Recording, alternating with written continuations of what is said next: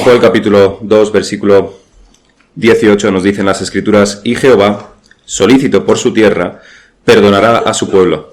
Responderá Jehová y dirá a su pueblo: he aquí yo os envío pan, mosto y aceite, y seréis saciados de ellos, y nunca más os pondré por oprobio entre las naciones. Y haré alejar de vosotros al del norte, y lo echaré en tierra seca y desierta. Su faz será hacia el mar oriental, y su fin al mar occidental. Y exhalará su hedor, y subirá su pudrición, porque hizo grandes cosas. Tierra, no temas, alégrate y gózate, porque Jehová hará grandes cosas. Animales del campo, no temáis, porque los pastos del desierto reverdecerán, porque los árboles llevarán su fruto, la higuera y la vid darán sus frutos. Vosotros también, hijos de Sión, alegraos y gozaos en Jehová vuestro Dios, porque os ha dado la primera lluvia a su tiempo, y hará descender sobre vosotros lluvia temprana y tardía como al principio. Las eras se llenarán de trigo, y los lagares rebosarán de vino y aceite. Y os restituiré los años que comió la oruga, el saltón, el revoltón y la langosta, mi gran ejército que envié contra vosotros. Comeréis hasta saciaros y alabaréis el nombre de Jehová vuestro Dios, el cual hizo maravillas con vosotros, y nunca jamás será mi pueblo avergonzado. Y conoceréis que en medio de Israel estoy yo, y que yo soy Jehová vuestro Dios, y no hay otro. Y mi pueblo nunca jamás será avergonzado. Igual que encontramos en muchos otros pasajes de la Biblia, este capítulo 2 de Joel contiene los temas de juicio, arrepentimiento y promesas de restauración, promesas de salvación. En algunos textos lo podemos encontrar en forma histórica. Se nos relata, narrativa. El pueblo de Israel peca, o una persona en particular, como fue el caso de David. El Señor castiga, y hay arrepentimiento y por tanto restauración. Aunque en el caso de David fue primero arrepentimiento y después castigo, si nos referimos solamente al castigo físico. En otros lugares, como en Jonás, lo que encontramos es que Dios envía a Jonás a predicar el arrepentimiento a Nínive. Los ninivitas se arrepienten y no son castigados, se les perdona. Pero aquí en Joel no tenemos una narración histórica en todos los puntos, en todos estos puntos, sino que si bien la rebelión y el pecado del pueblo fueron un hecho histórico, y el castigo de Dios de enviar la plaga de langostas fue también un hecho histórico, en este caso, el arrepentimiento y la restauración no son hechos históricos, sino que el arrepentimiento es más bien una petición o mandato o requerimiento que Dios hace, y la restauración es solamente potencial, en el caso de que obedezcan y haya realmente arrepentimiento. El asunto es que aquí no tenemos el relato de cómo Israel se arrepiente y cómo recibe entonces el perdón de Dios y su salvación, sino que solo tenemos descrito el deber de Israel, que es arrepentirse, y la promesa de restauración en el caso de, y solamente en el caso de, que se arrepientan y obedezcan. Algo también remarcable de este capítulo 2 y que estuvimos estudiando son los detalles y la precisión con que se les describe cómo deben arrepentirse, y también el por qué. Se les requiere un arrepentimiento real, una contrición real, un dolor real por sus pecados, y explícitamente se les requiere que el arrepentimiento debe ser de corazón, no fingido, no hipócrita, es decir, interno y no solamente externo, no un mero formalismo. Es por ello que estuvimos estudiando las religiones externas. Como en el judaísmo siempre hubo un gran peligro de centrarse en lo externo como en un sistema tan complejo de sacrificios, pero como, al mismo tiempo, en Israel los verdaderos hijos de Dios siempre entendieron que lo externo por sí solo no sirve para nada, porque lo interno también está contemplado en la ley del Antiguo Testamento. Y el cumplimiento del judaísmo, decíamos, es el cristianismo, donde este peligro es muy inferior. Tenemos muchísimos menos elementos externos si seguimos las Escrituras. En el caso de que no las sigamos, estaremos como la Iglesia Católica, que es una religión básicamente formal y externa. O como las iglesias evangélicas, donde también por el gran número de no convertidos hay tantos también elementos externos. Y a la Iglesia Católica le ha llevado unos siglos llegar a donde está, así que tendremos que esperar todavía unos cuantos cientos de años para ver cómo terminará también la Iglesia evangélica, que puede terminar bastante peor si sigue así. Eso sí existirán porque la mayoría de estas iglesias evangélicas que implementan tantos actos externos y que no se encuentran en las Biblias desaparecen bastante rápidamente, como ocurrió en Inglaterra en el siglo XX.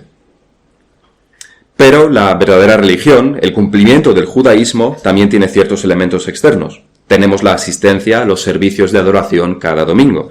Tenemos la mesa del Señor, tenemos bautismo y diezmamos.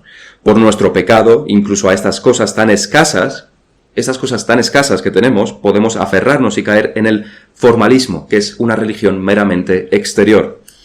Con eso tuvieron que luchar nuestros antepasados en las iglesias, en todos los siglos, y especialmente nombraría aquí a Juan Carlos Reil en la Inglaterra victoriana, donde todo el país era supuestamente cristiano, algo parecido a lo que ocurría en Israel, pero era mero formalismo, una mera religión externa, ir a la iglesia los domingos y básicamente ya está. Volviendo al tema que nos ocupa, esos detalles que se dan sobre el arrepentimiento cuando se les dice rasgad vuestro corazón y no vuestros vestidos, es una persecución que el Señor lleva a cabo a la naturaleza y a las inclinaciones humanas, que son pecaminosas. Es una persecución. Es como si el hombre estuviera en una estancia oscura, en oscuridad, escondiéndose y ocultándose de Dios. Y el Señor viniera y encendiera la luz en esa habitación. Ahora está al descubierto, todo está expuesto. Eso es lo que sería el llamado al arrepentimiento. Pero el hombre, en sus inclinaciones pecaminosas, lo que hace es huir a otra habitación que también está a oscuras. Huye de Dios, que representa el formalismo. Se esconde bajo el formalismo, se esconde bajo la religión externa. Pero el Señor, en este capítulo de Joel, le persigue incluso a esta nueva habitación y también enciende la luz. De nuevo le deja al descubierto. El hombre ya no tiene a dónde huir. Sabe que tiene que arrepentirse, ha visto sus pecados porque el Señor se los muestra y ahora le muestra también cómo debe ser el arrepentimiento real, que no es mero formalismo. Está expuesto. No solo sabe que tiene que arrepentirse, sino que también sabe que meros hechos externos no son suficientes delante de Dios. No es eso lo que Dios requiere. No son meros hechos externos. Así es como el Señor persigue al hombre hasta la profundidad de la caverna del pecado, hasta dejar sin excusa alguna al hombre. Pero cuando el hombre ya no tiene escapatoria, lo que el Señor hace no es torturarlo hasta la muerte, sino que más bien le muestra su perdón, su carácter misericordioso, y le extiende la mano para hacer la paz. También veíamos el argumento que el hombre debe aportar para su perdón, la gloria de Dios. Debe hacerlo para que el nombre de Dios no sea mancillado, sino que más bien sea exaltado en la salvación. Otro de los puntos importantes que encontramos en este pasaje de Joel, en el versículo 14, es el temor que debemos tener al acercarnos a Dios. El temor que debemos tener. Dios es misericordioso, es bueno, es un Dios de amor, pero en todo esto es Dios, sigue siendo Dios. Eso es. Este es Dios, un Dios justo y santo. Debemos acercarnos a Él con reverencia, con temor, teniendo miedo, no en el sentido de que Él quizás no sea misericordioso, no en ese sentido, sino teniendo miedo y terror por lo que nosotros somos delante de Él, porque somos llenos de pecado y Él es un Dios santo. De ahí tiene que venir este temor. Este elemento de temor no puede faltar en el arrepentimiento. Debemos confiar en Dios, en su misericordia, en su perdón, pero siempre desconfiando de nosotros mismos. Somos nosotros el problema. Un arrepentimiento falso está marcado por esta falta de temor. El necio dice, Dios me perdonará, es su deber. Cometeré este pecado, Dios me perdonará seguro. Otros cometen pecados más graves y Dios los perdona. Si yo cometo uno más pequeño, Dios me tiene que perdonar. Dicen aquellos que están bajo el poder de Satanás. En este sermón nos centraremos en los versículos del 18 al 27, donde tenemos la respuesta de Dios en el caso de que se arrepientan, en el caso de que obedezcan lo que se les demanda, un arrepentimiento verdadero. Y en primer lugar nos centraremos en las condiciones de la salvación prometida, porque la salvación tiene unos requisitos que se deben cumplir para obtenerla. Hay unos requisitos. En segundo lugar, veremos que estas promesas de restauración, este hecho de perdón y salvación, se hacen en el contexto del pacto de Dios con su pueblo. Esta es la base sobre la que todo esto, sobre las que se hacen las promesas. El pacto de Dios con su pueblo. En tercer lugar, vamos a aplicar las promesas que aquí se hacen al pueblo físico que se hacen al pueblo físico de Israel a la condición espiritual del Israel espiritual que somos nosotros. Y en último lugar veremos el fin último de la salvación. ¿Cuál es la motivación y el resultado de esta salvación? Así que, primeramente, las condiciones de la salvación, los requisitos de la salvación, para obtener la salvación. Hace unos años, en el mundo neocalvinista, uno de los pastores más famosos en este círculo comenzó a publicar unos libros y a predicar ciertos sermones que daban a entender que la gracia de Dios es totalmente inmerecida, lo cual es bíblico, pero que básicamente no tenía nada que ver con lo que tú hagas o dejes de hacer. Esto se fue acentuado cada vez más. Como no importa lo que hagas, la gracia de Dios te salva, y así se acentuaba cada vez más, hasta que por supuesto llegó al punto de que la gracia de Dios te salva, pero no te salva de tu pecado. Eso es lo que se daba a entender. Te salva solamente, pero eso no tiene ningún efecto, o muy poco, sobre tu vida. La salvación entonces es algo totalmente futuro. Es solamente legal en esta vida y futuro en la siguiente. Estaba haciendo una dicotomía entre la gracia de Dios y la vida del hombre, donde prácticamente la salvación aquí y ahora no significa básicamente nada en la conducta de uno. No significa nada. A eso decimos que la gracia de Dios es gratuita, pero no es barata. La gracia de Dios es gratuita, pero tiene un precio, tiene un impacto, tiene unos requisitos, tiene un coste. ¿Es la salvación gratuita? La respuesta es que sí. Pero por otro lado te puede costar todo. A muchos les ha costado absolutamente todo, que es su vida misma. Cristo dijo que su yugo es fácil. En otra ocasión dijo que hay que negarse a uno mismo y estar en el camino angosto, lo cual claramente significa dificultad. Ambas cosas son ciertas y en cuanto perdamos de vista de por qué es fácil y difícil al mismo tiempo, que no entraremos en detalles, y lo hagamos solamente difícil como lo hace la Iglesia Católica con las obras, o solamente fácil como este pastor, estaremos en el camino malo, perdidos. La historia de este pastor, que era muy activo en círculos reformados hasta que por estas concepciones fue finalmente apartado, termina con que le fue infiel a su mujer, y si no recuerdo mal también ella a él, y se divorciaron finalmente, por lo que fue destituido como pastor.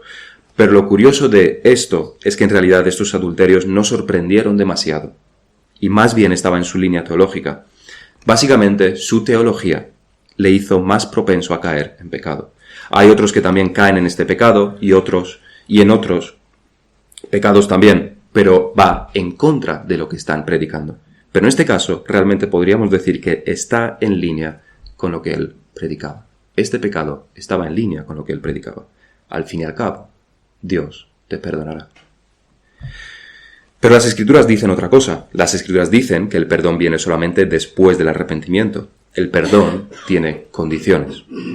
En este pasaje de Joel, y prácticamente en todos los pasajes de las Escrituras, el arrepentimiento es un requisito indispensable para el perdón. Y como hemos visto, el arrepentimiento no es algo fácil ni que se pueda tomar a la ligera.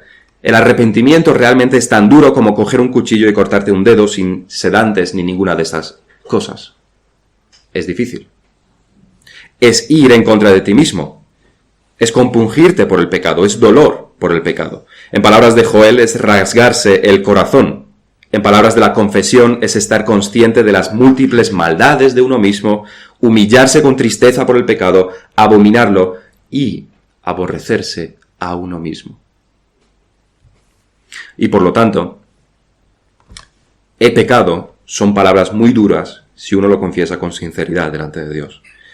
Así que este arrepentimiento, el verdadero, que se requiere para el perdón de los pecados, no es meramente algo intelectual. Afecta también a los sentimientos, dolor, y a la voluntad, también por último. El verdadero arrepentimiento implica que hay un giro en tu conducta, un cambio. Ya no volverás a hacer lo que hacías antes. Claro, nunca a la perfección, pero es una firme determinación de no volver a hacerlo. Rasgad vuestro corazón, venid con ayuno, reuníos todos sin excepción, que los sacerdotes lloren mediando por el pueblo. Y Jehová, dice el versículo 18, queriendo decir, y entonces, cuando hayáis hecho esto, entonces Jehová, solo entonces, se concederá el perdón. En Hechos 3, el texto que leíamos, Pedro les dice, Así que arrepentíos y convertíos para que sean borrados vuestros pecados, para que vengan de la presencia del Señor tiempos de refrigerio. En el capítulo anterior, el 2, el mismo Pedro dijo a la multitud en Pentecostés: al oír esto se compungieron primero de corazón, los que escuchaban se compungieron de corazón y dijeron a Pedro y a los apóstoles: ¿qué haremos? Pedro les dijo: arrepentíos y bautícese cada uno de vosotros en el nombre del Señor Jesucristo para perdón de los pecados.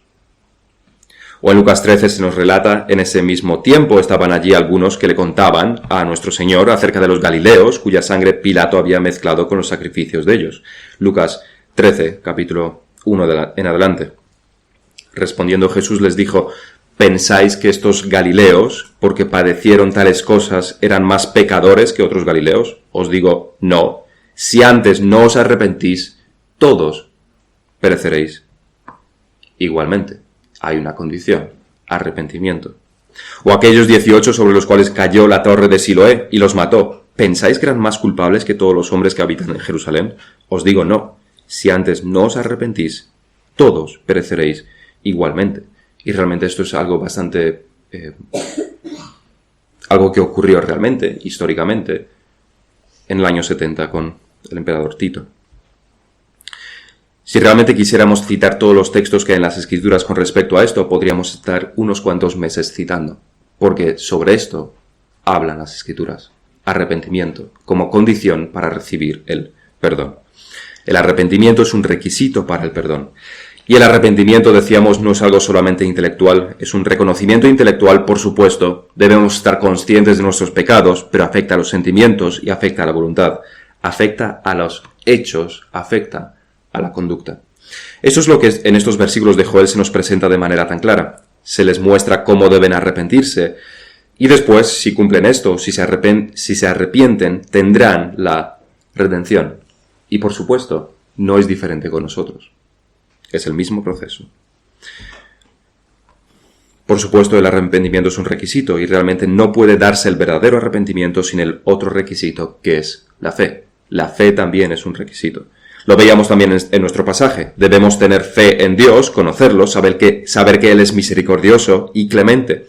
Esta es la fe, creer lo que Dios dice, especialmente sobre Él mismo. Hebreos 11:6 nos dice: pero sin fe es imposible agradar a Dios, porque es necesario que el que se acerca a Dios, y este acercarse a Dios debe ser en arrepentimiento, crea que le hay y que es galardonador de los que le buscan. Es decir, estar confiado de que con el verdadero arrepentimiento obtendrá el perdón. Pero hay más, no solamente se requiere arrepentimiento y fe, sino que también se requiere perseverancia. Esto nos lo dice el Señor con bastante claridad: y seréis aborrecidos de todos por causa de mi nombre, mas el que persevere hasta el fin, éste será salvo. Esto no suena muy fácil, pero es un requisito para la salvación. Es en este sentido que la salvación no es fácil, es en ese sentido que la gracia no es barata. Pero esas confusiones entre los católicos diciendo que nosotros hacemos de la gracia algo barato, y entonces los hombres se aprovecharán, porque si la gracia es gratuita, entonces podemos hacer todo lo que queramos. Y la confusión de los evangélicos que realmente hacen barata la gracia, ya que dicen que no tiene impacto en la conducta. Esas confusiones, y el punto, la realidad se encuentra en el sutil detalle de que la gracia de Dios opera en la voluntad del hombre. En el sutil detalle de que la gracia de Dios opera no desde fuera, imponiendo impasiblemente, sino desde dentro. Por ello, si la salvación requiere arrepentimiento, fe, perseverancia, la gracia es aquella que asegura estas cosas en los creyentes, en el pueblo de Dios. Eso es lo que hace la gracia. Por eso la gracia es gratuita. Por ello, sobre la fe, nuestra confesión afirma la gracia de la fe. Comienza así esta sección: la gracia de la fe. Es una gracia, es un regalo, es un don de Dios. Sigue diciendo: por la cual se capacita a los elegidos para crecer en la salvación de sus almas. Es la obra, esta fe, es la obra del Espíritu de Cristo en sus corazones. Esta fe es obra de Dios, es una obra de la gracia. Sobre el arrepentimiento, ya lo hemos leído, en el apartado primero se dice Dios al llamarlos, lo leímos en el sermón anterior, Dios al llamarlos eficazmente, les da a sus elegidos, les da arrepentimiento para vida. En el apartado 3 se dice, este arrepentimiento es una gracia evangélica, es un don de Dios. Sobre la perseverancia, la confesión dice, tras mencionar que los elegidos pueden realmente caer en pecado, como lo fue con David, que Dios, sin embargo, es aún el mismo, y ellos serán guardados, sin duda alguna, por el poder de Dios para salvación. Dios es aquel que asegura que volveremos y nos arrepentiremos. Así que la fe es una gracia, el arrepentimiento es una gracia, la perseverancia es una gracia, pero las tres son difíciles. El arrepentimiento es como arrancarte un ojo a ti mismo, decíamos. La fe es atacada todos los días por el mundo y por Satanás. La perseverancia es como correr una maratón y en cuanto te pares, para descansar un poco, estás eliminado. Pero es gratuito. La gracia es gratuita y opera en nosotros. Y realmente toda la complejidad de este tema, coger las dos cosas, que es fácil y que es difícil, lo resume Pablo en Filipenses 2, 12 y 13. Por tanto, amados míos, como siempre habéis obedecido, no como en presencia solamente, sino mucho más ahora en mi ausencia, ocupaos de vuestra salvación con temor y temblor. Esto es difícil, esto requiere esfuerzo, no es fácil. Y después en el versículo 13 dice, porque Dios es el que en vosotros produce así el querer como el hacer por su buena voluntad. Es difícil, pero es Dios quien obra. Es costoso y es gratuito. Estas son, pues, las condiciones de la salvación. Y debemos hacer este inciso antes de llegar al perdón de Dios que tenemos a partir del versículo 18. El texto nos obliga. Las Escrituras nos obligan a poner este arrepentimiento, las condiciones, antes que las promesas. La verdad nos constriñe a hablar de las condiciones antes de repartir el perdón de Dios. Es que en segundo lugar vamos a ver cómo este perdón y estas promesas de restauración se hacen en el contexto del pacto de Dios con su pueblo. El contexto es el pacto. Esto lo podemos decir por cómo comienza esta sección en el versículo 18. Y Jehová, solícito por su tierra, perdonará a su pueblo. Solícito aquí puede traducirse, de hecho es la misma palabra, que se traduce en otros lugares como celoso. Dios celoso por su tierra. Y este término celoso tiene bastante bagaje en las Escrituras, porque es como Dios se define a sí mismo en varias ocasiones. Es más, se define a sí mismo como un Dios celoso en el contexto mismo del pacto con Israel. Primeramente en el segundo mandamiento, no te harás imagen ni ninguna semejanza de lo que esté arriba en el cielo, ni abajo en la tierra, ni en las aguas debajo de la tierra. No te inclinarás a ella, ni las honrarás, porque yo soy Jehová tu Dios, fuerte, celoso. Dios se describe así cuando da los 10 mandamientos, que es el pacto que hace con Israel. Y después varias veces más en Deuteronomio, en el contexto del pacto, en el contexto de la ley. Así que aquí lo está ratificando. Es un Dios celoso, el mismo Dios que hizo el pacto con ellos. Así que recordad el pacto que Dios hizo con vosotros. El mismo Dios celoso. Pero es más, se nos dice que estará solícito, celoso por su tierra. En este caso podríamos decir que se está refiriendo precisamente a la tierra prometida, la que dio a los israelitas como resultado del pacto. Y es más, dice que perdonará a su pueblo, por supuesto, del pacto. Por tanto, no perdamos de vista que Dios es un Dios de orden, que esto del perdón y de la salvación no es algo casual y ligero, que no se parece en nada a la situación de que yendo por la calle alguien se choca contigo y entonces te pide perdón y tú le aceptas sus disculpas. Más bien se parece a una sala de juicio donde el juez diligentemente lista todas las cosas que te han sido dadas por herencia con suma precisión. Se parece bastante más a esta otra situación. El perdón de Dios no es algo espontáneo y casual. Es el resultado de las condiciones del pacto donde claramente se especifica que en el caso de que, aunque pequen y sean castigados, si se arrepienten serán perdonados. Esto está recogido en el pacto que se hizo con Israel. Y no es diferente en el nuevo pacto. Tenemos el perdón de los pecados y todas las gracias que ya hemos mencionado, no porque de repente a Dios se le ha enternecido el corazón y ha decidido de repente, espontáneamente, perdonar como algo no planificado. Más bien, sus hijos están en una relación de pacto con Él. Y por este pacto es que recibimos el perdón y recibimos la gracia. Y siempre teniendo en cuenta que esto es sobre la base del sacrificio de Cristo. El perdón de Dios, la adopción, la justificación, la regeneración, la salvación en su totalidad, no comienzan con un pecador que de repente decide arrepentirse y Dios dice, vale, sí, te perdono.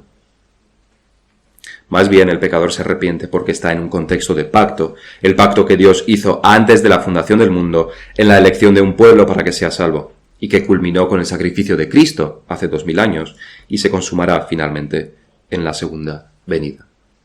Todo esto es el pacto, nuestro perdón de los pecados, la adopción, la justificación, es en el contexto del pacto. Así que tengamos esto muy en cuenta en estos versículos. Este perdón y esta salvación las hace Dios para cumplir el pacto que Él hizo en amor. No lo hace por una emoción pasajera. Es fruto del pacto que hizo en amor. En tercer lugar, vamos a hacer un ejercicio de aplicar estas promesas de restauración a Israel, a nuestra condición espiritual, al pueblo espiritual de Dios. Y es que al fin y al cabo, lo que aquí encontramos, aunque hay por supuesto elementos espirituales, básicamente son promesas de bendición espiritual. En el versículo 19 se menciona pan, mosto, aceite. El versículo 20 habla de liberación de los ejércitos enemigos. El 22 se habla a los animales del campo, que de nuevo tendrán pastos, y los árboles tendrán sus frutos, como la higuera y la vid. El 23 se habla de lluvia, en el 24 de trigo y vino y aceite. El 25 se apunta que todo aquello que las langostas destruyeron será devuelto. Todo esto es material, bendiciones materiales. En el 26 dice que comerán hasta saciarse, bendiciones materiales.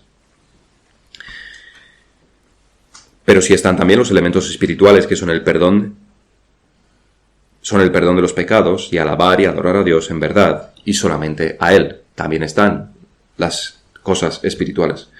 Pero esas promesas de bendiciones materiales no se aplican a nosotros. Y esto debido a varias razones, como por ejemplo que nosotros no somos una nación elegida. Estas promesas son a una nación y nosotros no lo somos.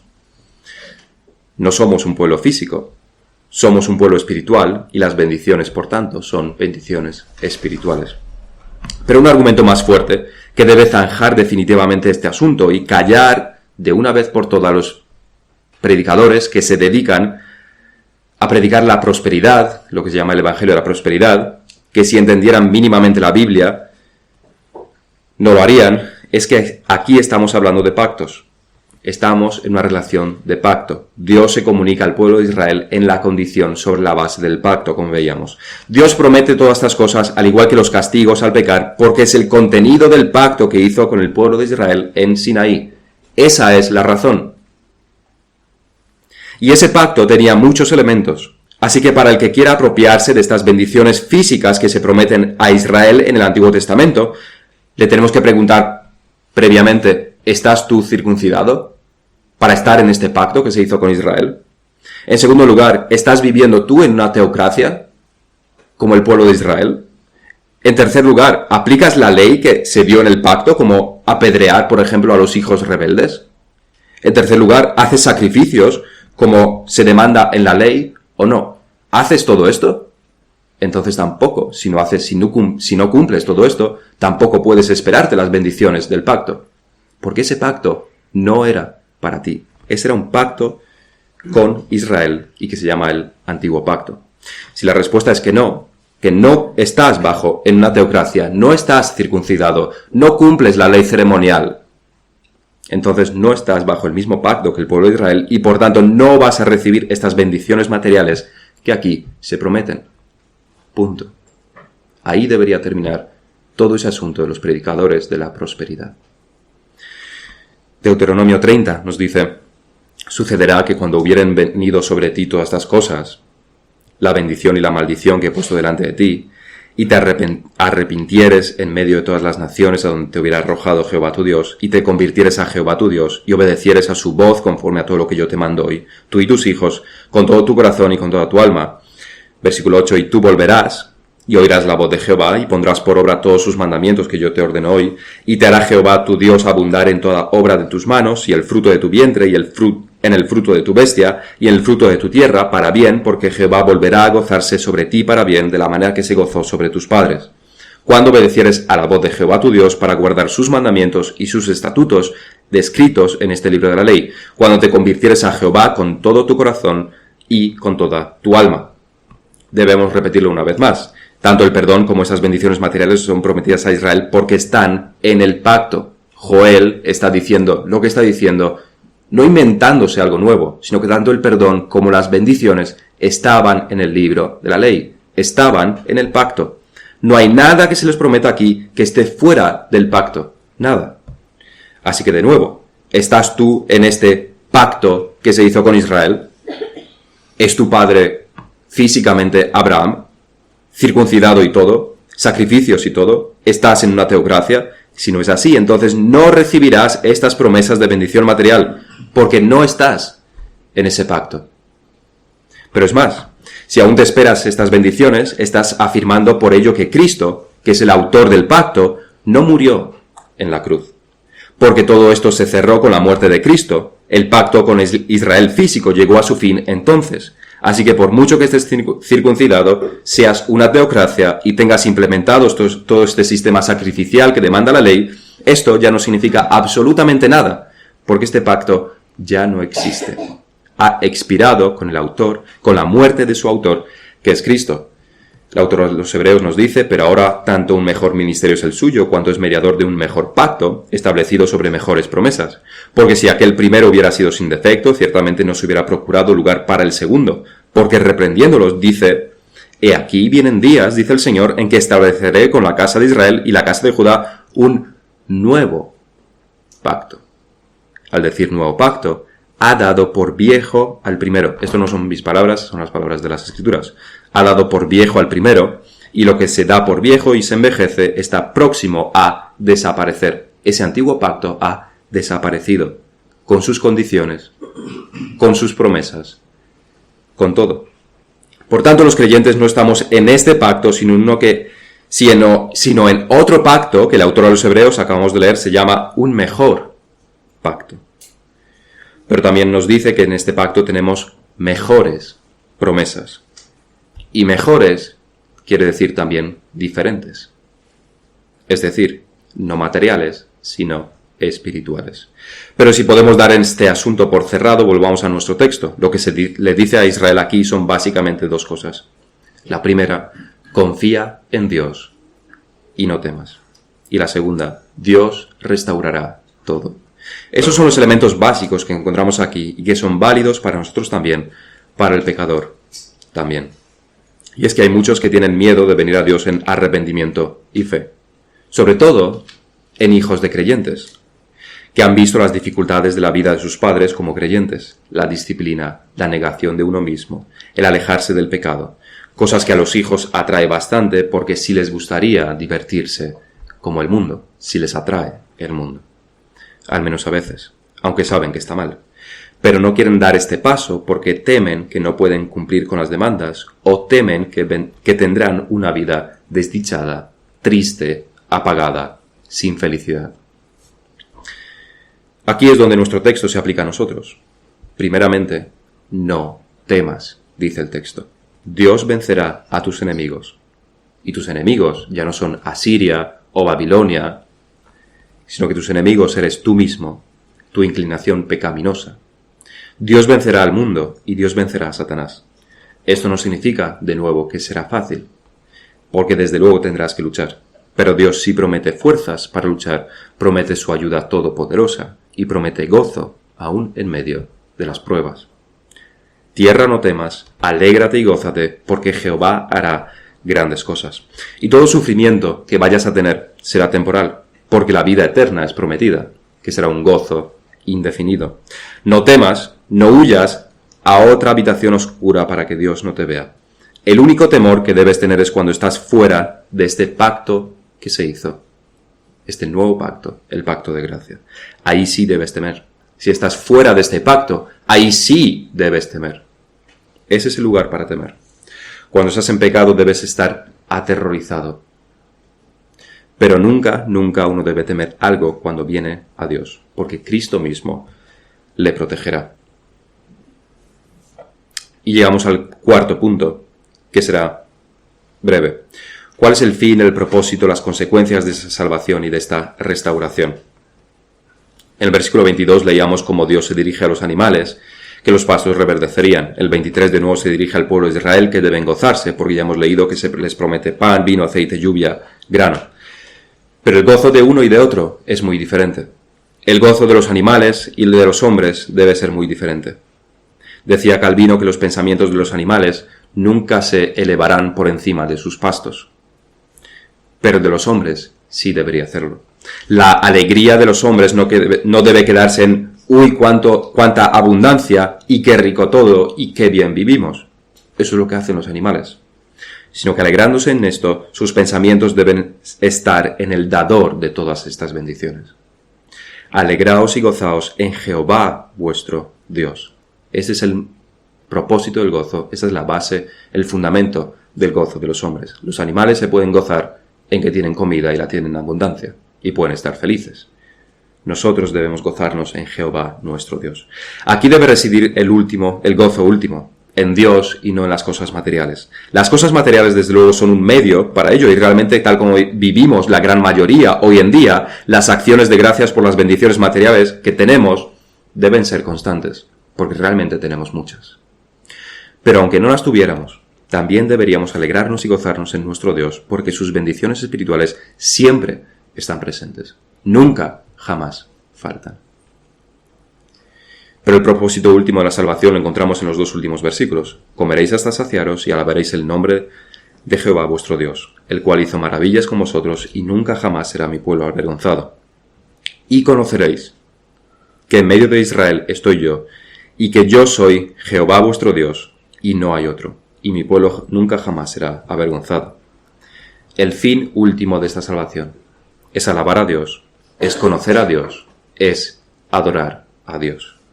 Ese es el fin último de la salvación, y es un punto en común entre los dos pactos, el que Dios sea glorificado en los dos pueblos, en su pueblo, que es lo justo para Dios y también es beneficioso para nosotros. Para terminar, unas breves reflexiones.